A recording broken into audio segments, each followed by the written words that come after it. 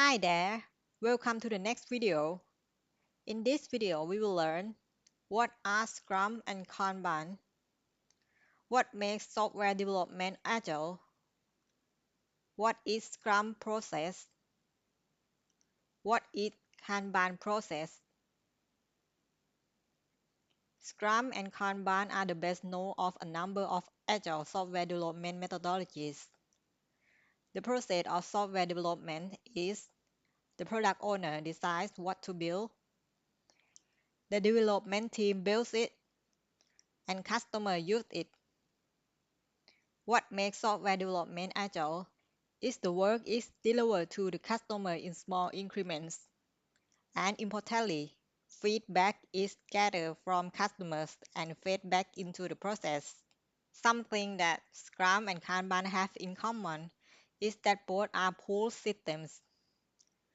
The pull system ensures that work gets from the product backlog to customer in the shortest possible time. The pull system also helps to uncover bottlenecks in the process. Product owner will take input from team, users, stakeholders, and customers, and organize it into a prioritized list of features and user stories. This list is known as the product backlog. Each sprint is preceded by a sprint planning meeting run by the Scrum Master and attended by the product owner and the development team. They select the high priority items from the product backlog that the development team believes it can commit to delivering in a single sprint. This is the pool that I mentioned before. The selected items are known as the sprint backlog. Scrum teams work in a series of sprints, most commonly 2 weeks in length.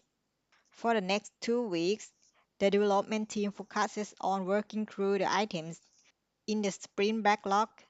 The team will use the board to track the progress of work. It's called a Scrum board. Each day during the sprint, there is a Scrum meeting. It's a stand-up meeting where the team takes a maximum of 15 minutes to discuss progress.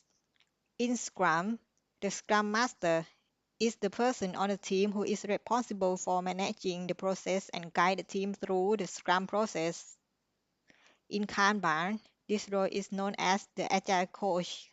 At the end of the sprint, the work completed during the sprint is packaged for release. Any incomplete items are returned to the product backlog.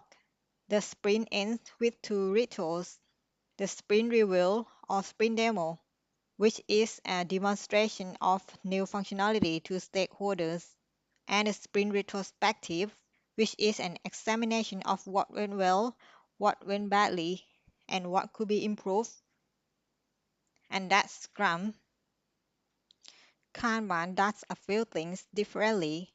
There are no required time boxes or iterations. It focuses on maintaining a continuous task flow and continuous delivery. The pull system in Kanban happens in a different way. The column on Kanban board has a work in progress limit.